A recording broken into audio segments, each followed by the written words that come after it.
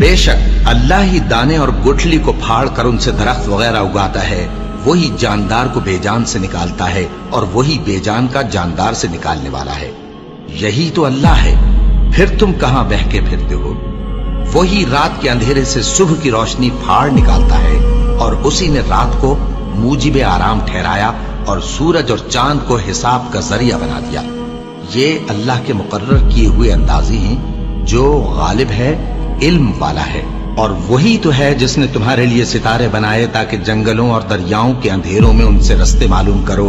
अक्ल वालों के लिए हमने अपनी आयतें खोल खोल कर बयान कर दी हैं। और वही तो है जिसने तुमको एक शख्स से पैदा किया, फिर तुम्हारे लिए एक ठहरने की जगह है और एक सुपुर्द होने की। समझने वालों के लिए हमने अपनी आयतें खोल खोल कर बयान कर दी हैं। और वही तो है जो आसमान से मे बरसाता है, फिर हम ही जो मे बरसाते हैं उससे हर तरह की नबातात उगाते हैं, फिर उसमें से सब्ज पौधे निकालते हैं और उन पौधों से एक दूसरे के साथ जुड़े हुए दाने निकालते हैं, और खजूर के गाभे में से लटकते हुए गुच्छे, और अंगूरों के बाग और जैतून और अनार जो एक दूसरे से मिलते जुलते भी हैं और नहीं भी मिलते।